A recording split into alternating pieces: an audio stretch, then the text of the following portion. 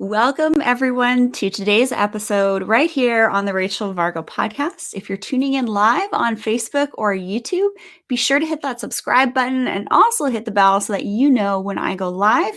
And if you're tuning in on the Rachel Vargo podcast, also be sure to subscribe and leave a review. Let me know what you would love to hear more about. So today's episode is pretty exciting one. Today, we're going to learn about how biohacking can help us look youthful with Tim Gray all the way from the UK. Let me tell you a little bit about Tim. So Tim is the UK's leading biohacker and is the founder of the Health Optimisation Summit, which is how I heard about Tim. As a psychology specialist, serial entrepreneur, and successful businessman, Tim founded and invested in multiple seven-figure businesses, including several digital marketing agencies and London's first private hyperbaric oxygen clinic. After years spent self-healing his body from chronic health conditions through biohacking alone, Tim embarked on a mission to educate and empower the masses. As such, he created the Health Optimization Summit, Europe's largest health conference, which aims to provide people with the knowledgeable tools and resources to take their own health and performance to the next level. The summit is a world-first collaboration between the US-based health titans, such as the Bulletproof Biohacking Conference and PaleoF, which showcases some of the best speakers from the health, biohacking, fitness, longevity, nutrition, and functional medicine perspective, and also in the preventative medicine spaces. Tim is also the man behind the Biohacker London Meetup group, a global growing community which has laid the foundation in the UK for the summit's success. Be sure to learn more about Tim Gray's work at summit.healthoptimization.com, and his contact information will be in the show notes. So I want to welcome Tim here with us today, all the way from UK. Thanks so much for being here. Thanks for having me. So Tim, tell us a little bit about yourself and your work in the biohacking field, and then I'm going to get right into some questions. Well, I think the intro covered a great deal of it. I think the refinement parts would be just that I got ill and the traditional system couldn't really help me too far. It was chronic health issues and they just kind of shrugged their shoulders at me. So I started researching, which I did for 4 or 5 years before I heard about Bulletproof Coffee and Dave Asprey's work. And then I started listening to the podcast and then realized that there was a whole load of crazies like me out there that had the same set of issues and were looking for answers in different places. So that's really where it began. And then from there, just going to the conferences, obviously the Bulletproof conference as well, seeing how much of a community there was in the biohacking space, how most of them are very growth mindset, solution focused opposed to problems focused, and generally have the mindset of there's a way around everything. It's just a matter of finding it. Really made me feel like I needed to start that over in England. So I did. It obviously grew and grew and grew from a little meetup to 300 or 400 people that meet on a Sunday morning once a month pre-COVID, and a yearly conference of about 12 to 1,500 people. So yeah, it's been a fun journey. That's great. I'm very proud of you and thankful for the work that you're doing over in the UK. So Tim, how does biohacking help you stay looking so young? Health from the inside out opposed to the outside in. I think that's the key thing, and understanding obviously metabolic health and the things that you should be doing to slow aging are absolutely critical, opposed to the things that we do on the outside that speeds up aging, but they may give us a short-term win. So yeah, I mean, there's several before and after photos I've done on my Instagram, which showed where I was when I was 31 versus 41, and it's been quite a big difference. So it's been a good journey, really, working from the inside out, and that's looking at cellular deficiencies, what your body's actually craving for on a cellular level, and then obviously cell health as well as that, so such as fixing the cell membrane so the nutrients can get in and out, and then looking at your mitochondria to make sure that that's running properly, and yeah, it really does make a huge difference, a real huge difference. Mm-hmm. And to be able to do all the things that you do as an entrepreneur, a speaker, a host of UK's leading biohacking world over where you are, it takes a lot of work. And I would speculate that you wouldn't actually be able to do this degree of work day in and day out if you weren't biohacking, because your physical health would probably waver and you would show it in your face. You probably see this in other guys, you know, who are entrepreneurs where you live too. Yeah. I mean, I think I did a post on this actually last week because about daily routines, where some of the most successful people I know, you know, let's say financially first, they're very, very successful because their days are so strictly governed, you know, down to the 10, 15 minutes. But often they don't add in the time in their schedule to have the right things done for health. You know, they don't eat in the right window. They don't have the right food. They eat for convenience. They don't integrate their family into their daily routine. And then you've got the next set of people that are generally the healthiest, that really focus on their health, but they don't necessarily focus on their finances or their career properly. And they end up, you know, not necessarily doing so well in the other. And then you've got the ones that are absolute titans that have their health, their work, and their family balanced down. I mean, Dave is an example of that. And also, so is my friend, Dr. Dominic Nichwitz, who's the biological dentist. I think you should probably have a chat with her at some point.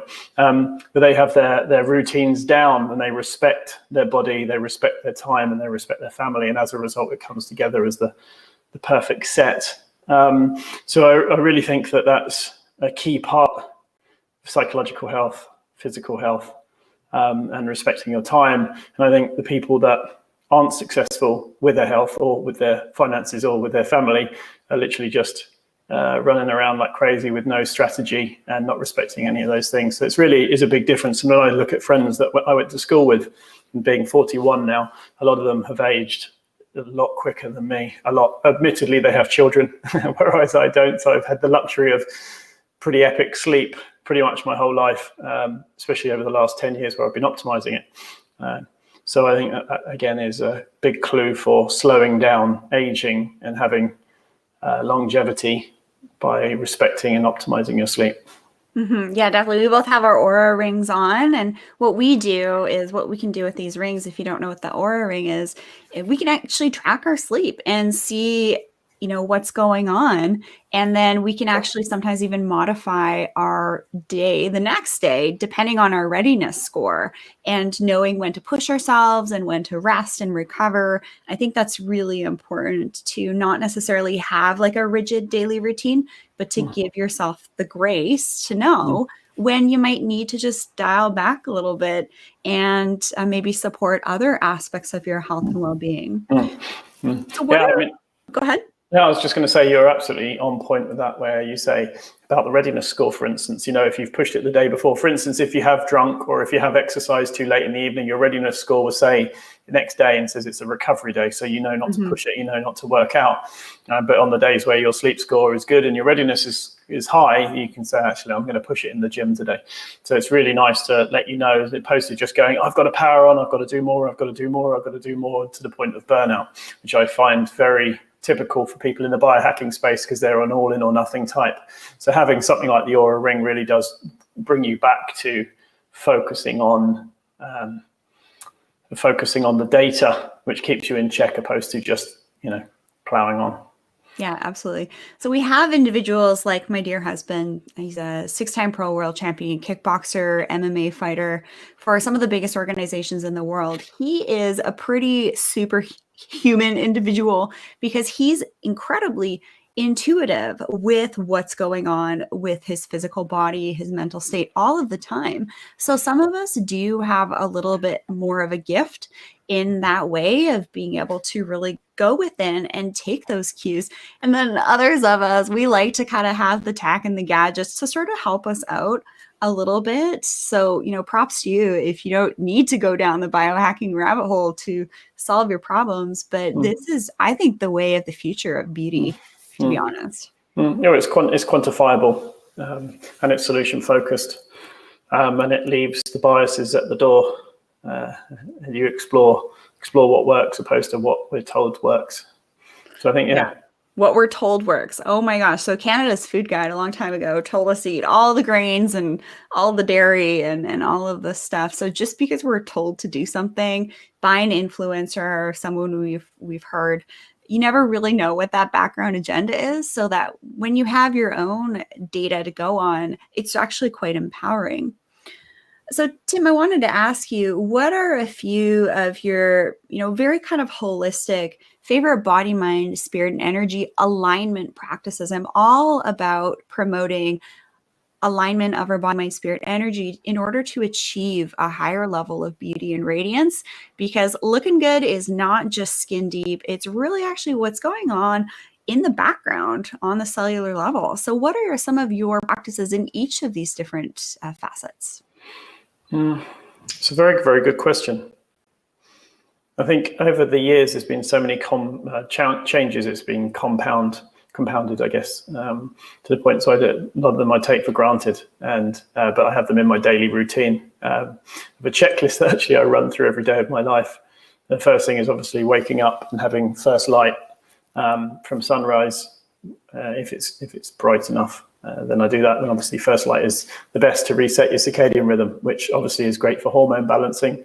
And also just checking in with yourself to see how you feel for the day ahead, opposed to having lots and lots of noise thrown at you and lots of stresses, which actually sets the tone for the day, which actually brings you down. So I think your energy, people can tell on the outside, obviously, your energy from the inside, whether you mean to let it out or not. So setting the day and the intention is one of the first things I do. Is actually the very first thing I do.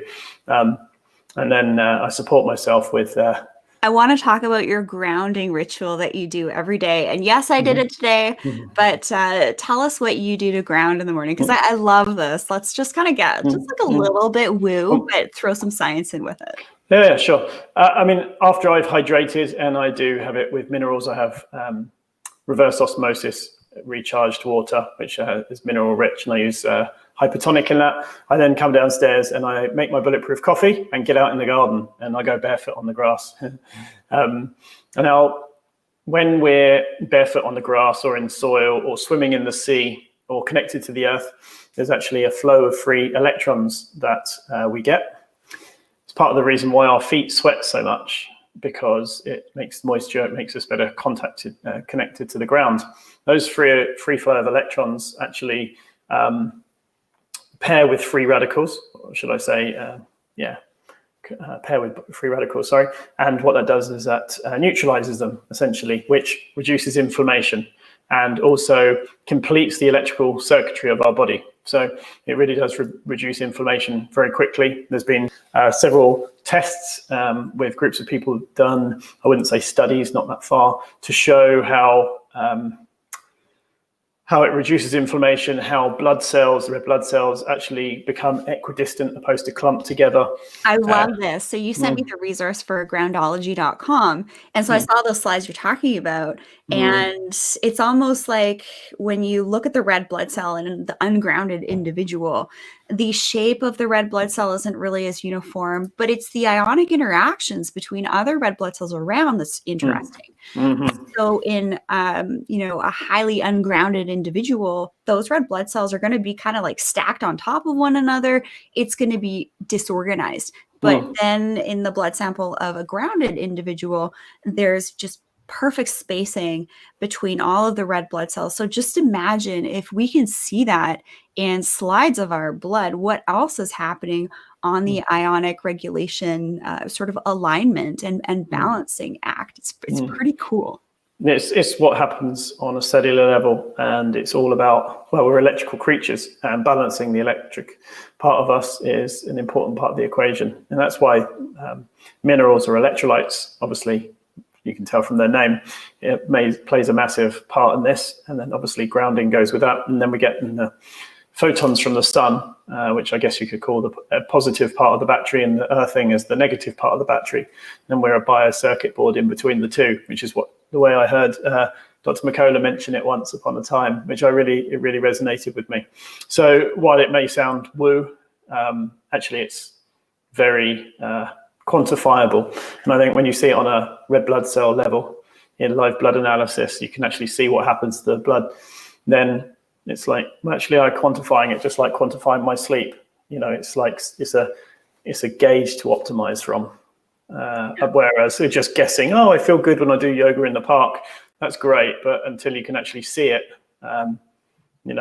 it's much harder to optimize. So yeah, that's one of my key parts of the day. Yeah, I love that. It's adorable. I did it this morning at 6:30 a.m. It was still pitch black outside. I have a little pond outside, so I just had my coffee, put my feet on the ground. It was a beautiful start to the day. So I loved what you talked about with light. So I use, $140,000 lasers in the clinic to provide photorejuvenation by mechanism of the light energy being absorbed in the hemoglobin and the melanin in the skin. So we can essentially use intense pulse light phototherapy to get rid of broken capillaries, which a lot of us get at the corners of the nose, diffuse redness on the cheeks, or things like red acne scars or brown spots. And this is really sweet. There's 2 Stanford studies that actually looked at broadband light impacting the genetic expression of skin cells. So now we're getting into light with epigenetics. So you could see how this is just starting to open up the floodgates of how phototherapy can help us with our epigenetics. And epigenetics is essentially, if you don't know what that is, the way that our genes are expressing ourselves. So yes, we have a genetic blueprint, but it's the way things are expressed is the indicator of our health, vitality, beauty, radiance. So tell us kind of your take on light energy in our bodies. Well, to go to the epigenetic thing, I think there's a saying that says genetics loads the gun, epigenetics pulls the trigger. So, if you're subjected to a toxic environment, then your genes would behave differently. So let's just say that you're swimming in some toxic waste. That's your environment. That's going to do you damage. That's pretty obvious. Light is one of those things. We have good light, which is full spectrum natural light from the sun, which has different wavelengths throughout the day, and it's more blue in the morning and more red in the evening. The blue light is very stimulating, i.e. it stops us secreting melatonin. And red light is still energizing, but it's more at the sunset, which is the more of the healing element of the sun. So different light waves do different things to us. Obviously, blue light being the wake up part, which is why we wake with sunrise. And that ties into epigenetics again. Certain genes turn on and off at different times of the day, such as after sunset, we actually can produce up to 50 times less insulin because those genes downregulate. And as a result, that means that we don't produce the insulin when we eat so much. So therefore, our blood sugar levels stay higher throughout the night. When the sun comes up again and we got subjected to blue light, then obviously those genes come on again, or should I say upregulate, and we start producing insulin at a faster rate. So that's why we should break fast. The key is in the name. And then after sunset, when we would be sitting around a campfire from an evolutionary perspective, is we would only have very red light or eat by campfire, not toxic blue light. The other thing is that there's nowhere in nature of blue light on its own. It always has various other wavelengths with it. Now, with the use of mobile devices or funky Instagram-ready circle lights to give us the right lighting for podcasts, for instance, they are blue light, very blue light. In fact, I've got a setting that makes it slightly more orange opposed to just blue, so it's more balanced. But blue light is actually toxic on its own, in my opinion. And so it really should be balanced. Like, for instance, around the house, you get full spectrum lights in the house. And after sunset, having red light bulbs. Actually, Dave recently brought some out with his brand True Dark around red lights in the evening. And so because of the timing now, for instance, which in the UK, it's 5:30 p.m. Sunset has obviously happened about an hour ago, but because of the timing, we need an absence of blue light for at least 3 hours before bed for us to start secreting our melatonin to get tired. So within 3 hours, so I go to bed at 10:30. So at 8 o'clock, somewhere around there, I'll start wearing my blue blockers. But before that, I don't. But really, when you're in front of junk light, traditional junk light, you should wear something to filter out that, because light can be great for us or it can be harmful to us. And yet we don't really appreciate the negative aspects of it enough. And actually, Dave talks about this an awful lot. I think it's in his book, Superhuman. I think he goes into it in most detail. Yes, he does. So I'll add another layer to that, to the skin, since I have you on here to talk about, how you're looking, quite young for 41. And we're learning that the blue light from our devices actually reaches deeper than the UVA and UVB light from outside. So on the sunny days, we're getting the UVB rays, and on the cloudy days, we're getting the UVA rays, or the aging rays. And it's really important too, if you want to prevent things like skin cancer, the research is out on this. You got to wear mineral-based sunscreen every single day. So even if you're kicking it at home, doing podcasts all day, it is a good idea to have products on your skin like antioxidants, peptides, growth factors, and also a mineral-based sunscreen.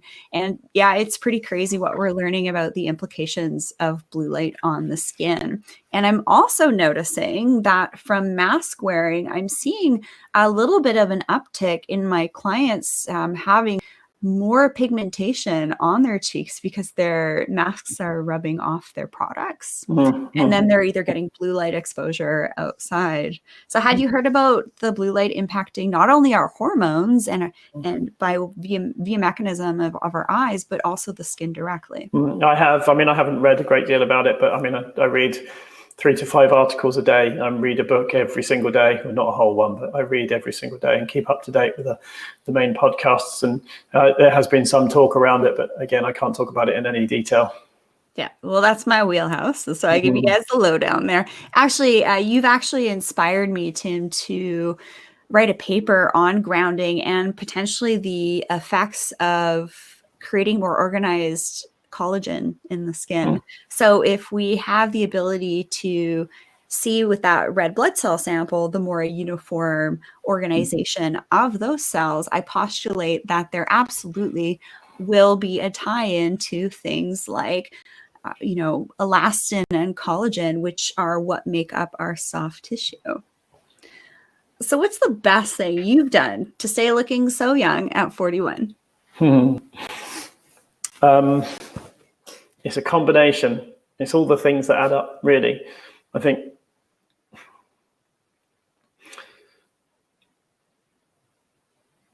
if there was one thing that I would pick other than optimizing my nutrition based on what my cells need, that's obviously having the right fats and cutting out the things that my body doesn't tolerate too well and fixing the way that my body does digest things. Apart from that, it would be the hyperbaric oxygen therapy chamber would be my go-to. I heard about Dave talk about it probably 2015, I guess, maybe a little bit before, on the Bulletproof Radio. He mentioned it just in passing. Hyperbaric oxygen therapy is shown to do X, Y, and Z. So I started Googling it and looking around, and there wasn't really anywhere in England that did it. So I decided to open a clinic in central London. I built it within the month and had it open, and it was very expensive, unaccessible then. Anywhere ranging from 150 to $300 an hour, and you'd want to do it a couple of times a week.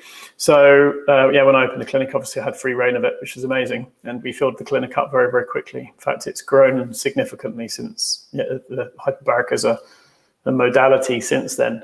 So what have you noticed with your aging process or your skin or your cellular functioning with some of your biohacking? Well, how important would you say oxygen was to healing and health and healthy skin? Well, it's definitely up there. Yeah, exactly. I mean, if we go without it for very long, we become brain dead very quickly. And if we can't breathe for a minute, we know about it. It's one of the most panicking things that people can have. The only thing is that when we're slightly deficient in it, either because we're living in a city with high pollution, or we're living in an apartment without good ventilation, so we're really high in carbon dioxide, or we're cooking and letting the oils smoke out the house, which is really, really toxic, or we're living with products like mattresses made out of memory foam. And they're off-gassing. Yeah, giving off gases the whole time. We've got high carbon monoxide levels. So if you're vaping, if you're doing shisha or smoking or any of these things, then your blood levels are going to be off, which means that you may not notice it consciously, that being 10, 20% deficient in oxygen. So it's called change blindness in psychology, actually. So when you see someone on a daily basis, you'll notice no change in them. But you'll see their passport photo from 5 years ago and you'll go, oh my God, you've changed so much, but I didn't notice even though I've been with you every day. So that is called what we call change blindness. So we are the same when it comes to things like oxygen. Now, there is a threshold, 20% threshold of when someone changes by 20% or something changes by 20%, we generally notice it. Just like movement in the trees, we're wired to notice something moving in the tree. That is because the people that didn't move when something was rustling in the leaves, weeded out of existence. So the thing with oxygen is if we are starved by about 20%, under 20%, we don't really notice it. And as a result, we do nothing about it. Well, hyperbaric oxygen therapy, like breath work, which is part of the way there, hyperbaric oxygen therapy gets significantly more oxygen into the cell. So it's cellular oxygen, and it gets it to the saturation point of what you need for your body to thrive, like it would have done if we had lived in nature, or if we were breathing properly, or if we had better posture, or if we weren't so lazy with our breath work, if we used our diaphragm properly, blah, blah, blah, blah, blah. Now, one of the big things from Wim Hof's work is people with breath work and the various variants of it feel amazing. A lot of people say it's actually life-changing for chronic health issues and things like that. Why is that? They're actually getting their body to operate as it should do. It's becoming more resilient and it's having the building blocks that it should do. One of the most important building blocks of all. So hyperbaric oxygen therapy actually gives you that. So you can have it, an hour a day, hour and a half, depending on what level of pressure you do it to and what you're using it for. I had an operation 2017, actually, just before the Bulletproof Conference in Pasadena. And the doctors told me I had a 3-month healing process. It was a really big, very big wound. It was probably 4 inches by 3 inches wound. And he said it's going to take at least 3 months. And it was from the muscle to heal outwards to skin level. I had hyperbaric an hour and a half every single day. And within 3 weeks, it nearly healed up. And I was having red light therapy on it. And I was having hyperbaric oxygen therapy. And when I went back to him 3 weeks later for a checkup, he couldn't believe it. And I said to him, what do you put that down to, just out of interest? And he said, it was a miracle. It's impossible. You must be a very fast healer. I was like, well, funny, actually, because a few months before I'd actually burnt my hand on the oven and it hadn't healed up until I started having this protocol. And I've got my good friend, Dr. Scott Scher, to thank for guiding me with this along the way. He's one of the leading hyperbaric specialists, actually, and a speaker at my summit.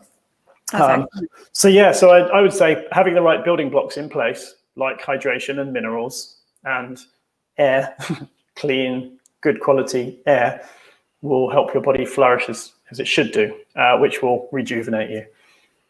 Mm-hmm. So what you mentioned earlier in the show about, all these other crazy biohackers like yourself, I've kind of fallen into that community here too, with posting photos of myself going in the ocean for 8 minutes up to my neck. And here I am at the beach, got my toque on, doing my Wim Hof breathing to survive. And it's cold here in Canada in the water. This ain't no tropical water. And then all these other people started following me and tagging me. And there's this whole community here where I live of people that do cold water plunging. So I love that.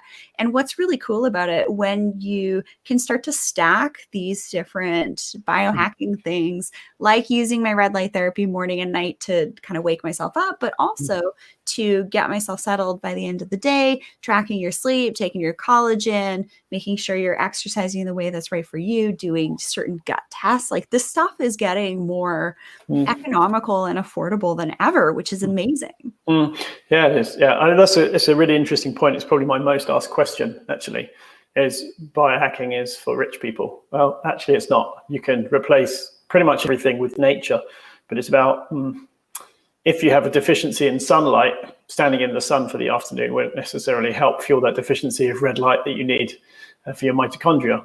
So you wouldn't necessarily be rejuvenated in 20 minutes of sun. Well, you can have a good blast with a red light therapy device and top up very quickly. In fact, notice people that are using it within 2 or 3 days very quickly, actually, for healing, for skin tonality. And as you know, some people look like they're almost sun-kissed without being sun-kissed from using red light. So that's where, you can see sunset. If you haven't been lazy, or you're not unaware of these things, instead of having to go out in the sun and see sunset, you can use red light therapy. Or if you're not doing your daily breathing exercises, or you're chronically ill, then you can go for hyperbaric oxygen therapy. I mean, for me, I like to meditate in there. I use my brain tap device actually while I'm in there, which is great. Oh, I've used brain tap, and I actually had a really lovely experience when I used it. It was really cool. So being able to use some of these, neurofeedback type devices is a really neat way to kind of like defrag your brain a little bit, but also help you drop deeper into certain brainwave states, which were usually in that high beta, but to get more into that delta theta gamma sometimes can be quite profound, and just noticing how you feel in those different states is pretty fun.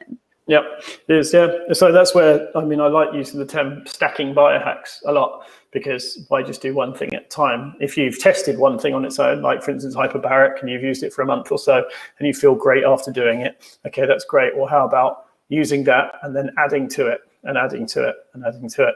And that's where I use the term stacking biohacks, like my bulletproof coffee with grounding in the morning with sunrise. There's 3 right there.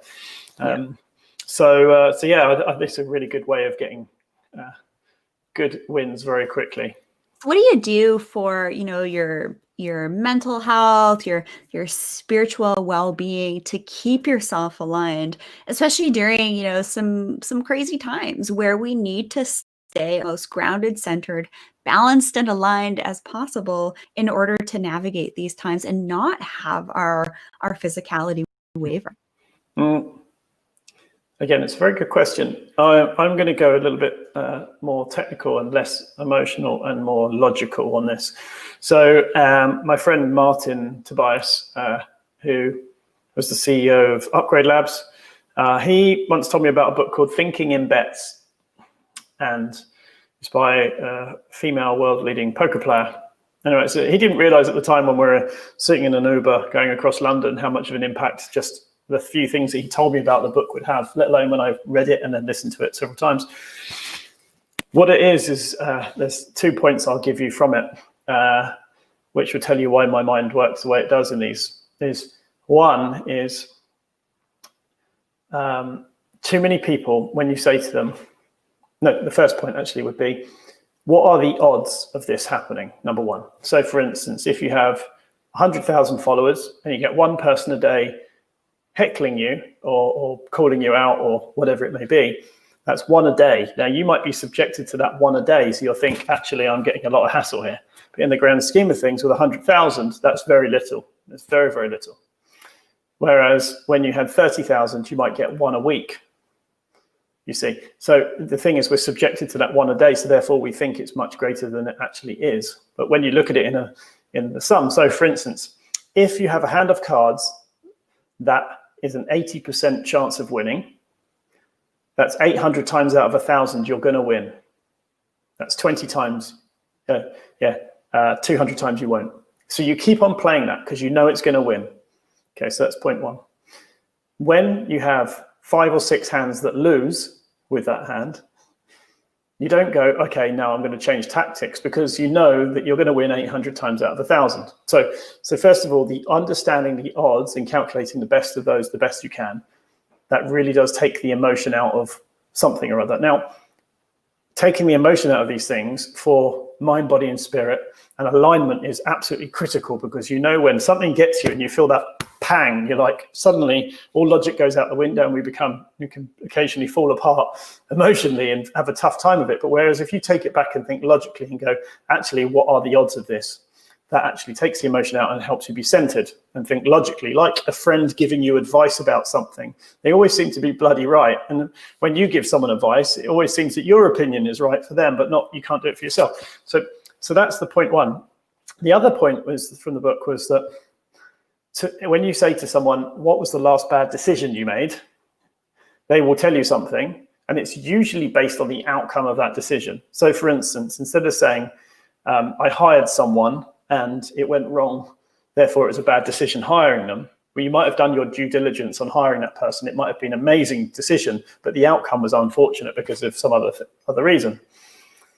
Like, for instance, you drive home drunk. That's a bad decision.